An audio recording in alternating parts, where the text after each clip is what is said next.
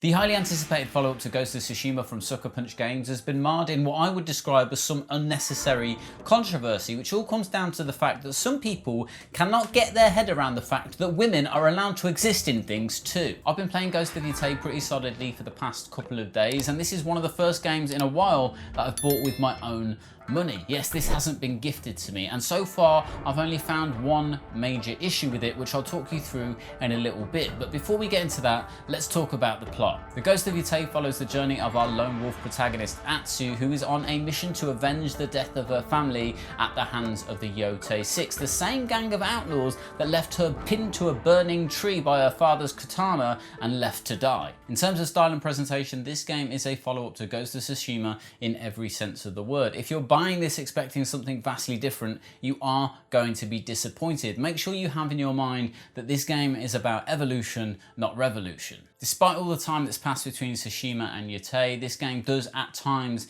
feel like an homage to the original. In fact, there are some sections where it's almost a shot-for-shot remake of the original game with slightly new characters and slightly enhanced graphics. Despite all of that, it is still breathtaking. One of the opening cinematics which exists in Tsushima and Yotei and has a risk of becoming a Sucker Punch trope is where you're galloping into an opening to reveal the environment around you. The graphics, the music and the environment combined make this an absolutely astonishing opening to any game, and I would put this in my top 10 list had it not been done before in Tsushima. There's definitely been some enhancements. The game feels more alive and more dynamic and more vibrant than Tsushima did, and is still incredibly beautiful, if a little unsurprising. In terms of gameplay, most of the core mechanics have been carried over from Ghost of Tsushima, but the big differentiating factor in this game is your access to different types of weaponry. You'll start the game out with a simple katana, and as you progress through and explore, you'll be given access to different types of weaponry, and each of those weapons is particularly effective against a specific type of enemy. In Ghost of Tsushima, this was achieved through the different types of stances you learned as you went through the game, whereas in Yotei, the combat feels much more dynamic, much more complex, a little bit more frenetic, and overall much more exciting. Gaining access to each of these weapons and learning them is a fairly simple process, but the clever mechanic that's been put in place by Sucker Punch here is that you are forced to explore the map to find specific masters in order to get access to different types of weaponry. In an open world game like this, if exploration isn't done well, it can be a bit of a drag, but Sucker Punch have done a really good job of making it feel natural to explore the vast expanses while rewarding you with something at the end of each journey. Advancing your skill tree is done in a very similar way. You have to find shrines that are dotted around various points in the map, and each shrine will allow you to upgrade one element of your skill tree. Another mechanic that we didn't see in Tsushima was the addition of the wolf in this game. As you progress through the game, you'll have the option to assist the wolf in various different ways, which will increase your bond with it and ultimately make it more useful. But in the early stages, the wolf is essentially a last-ditch attempt to save your life. If you lose all of your life but have enough spirit remaining, the wolf will pop in and save you just before you die and give you one last chance to complete a particular area. One of the things that Sucker Punch have done incredibly well with this game that didn't exist in Tsushima is making the absolute best of the Dualsense Controller. Whether you're lighting a fire, cooking some mushroom or forging some steel, your controller is going to be in full use at all times. So many of these little touches with the Dualsense Controller just brought a smile to my face. There's probably a million other ways they could have achieved the same thing without doing this, but the fact that they're using the touchpad and they're using the gyro controls in the controller really made me smile. It's such a wonderful little touch from Sucker Punch that absolutely wasn't necessary, but really adds another layer to the core mechanics of the game. As you would expect from Sucker Punch, the environments are impeccable, some of the best of any game I've ever seen. It looks incredible and feels so alive. The wind blowing through the leaves, the flowers puffing up as you ride through them on your horse,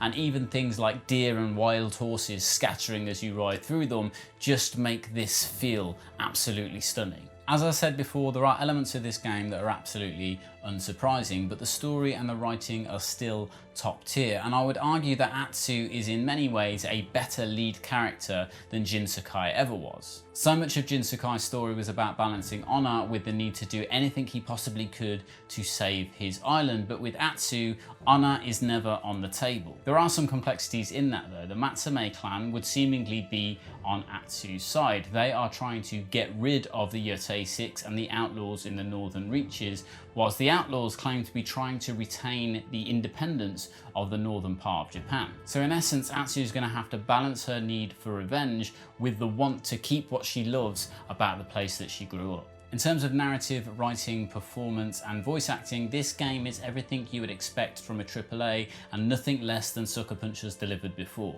The price is also what you'd expect from a AAA game, coming in at around £70 or £80 for the digital deluxe version, which throws in a few extras which honestly you could probably do without. The game delivers about 30 hours worth of main quest content, but there will never be a point where you are bored. I promise you there is so much to do in this game, and as you're riding through the wilderness, something will always present itself that will send you off in a slightly different direction to where you thought you were going to be going. Ghost of Yotei and Ghost of Tsushima before it are part of a handful of games that really deliver on side content. You will be happy to go out of your way to clear a small village or to clear a wolf den or to do something that doesn't move the story of the game forward in any way and doesn't reward you with anything more than just the core mechanics of the game. Any opportunity to get into a fight is one that is going to bring a smile to your face because the combat is just done so well. It's fluid, frenetic, and whilst it is simple to pick up, it isn't that easy to master. Now we get on to what is my only real issue with this game and the one big question that I have, and that is this game different enough? I said right at the beginning that this is evolution, not revolution, and I really think the game doesn't lose anything for it. There are times where this could feel like a big extended DLC in the same way that Miles Morales felt like a DLC to the Spider-Man game. But then again, I loved the Miles Morales game and I'm loving Ghost of Yotei. And this is really a no-win situation for Sucker Punch, because if they'd have strayed too far from the path, there would have been huge complaints that this wasn't a follow-up to Tsushima and was too different to what they originally intended. And if they stayed too close to it, as they probably have done, there are going to be a group of people that say it's not different enough. The good news is this game can stand on its own 2 feet regardless of Ghost of Tsushima. If that hadn't have been made, Ghost of Yotei would still be a phenomenally beautiful and amazing game to play. I would have liked to have seen them push the boundaries a little bit more in terms of differentiating of story arc, but overall they have done an incredible job and this is a beautiful game. So if the question is the game different enough from Ghost of Tsushima, the answer is probably no, but the good news is you will love it for all of those reasons. If you set your expectations right, you will absolutely love this game. And the good news is, if you haven't played Ghost of Tsushima, this is as good an entry point to Sucker Punch games as Tsushima was, if not better. In many ways, I think if you played Yotei first and then went back and played Tsushima, you would prefer Yotei to Tsushima overall. The big problem here isn't the quality of the game, it's the nostalgia that people have for Ghost of Tsushima and the expectations for what a follow-up to that game should be. So in conclusion, this is money well spent, and I think one of the best AAA titles that is going to be released this year. The game does stand on its own 2 feet despite its similarities to Tsushima and despite its sometimes unsurprising story arc. The graphics, the environment, the music and the performances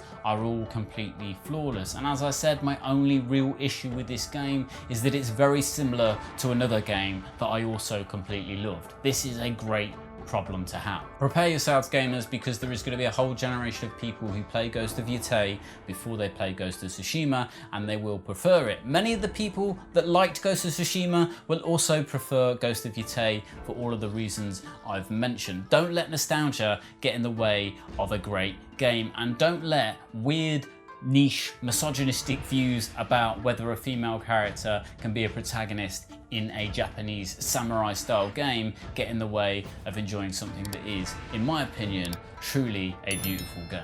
I'll see you guys on the next one.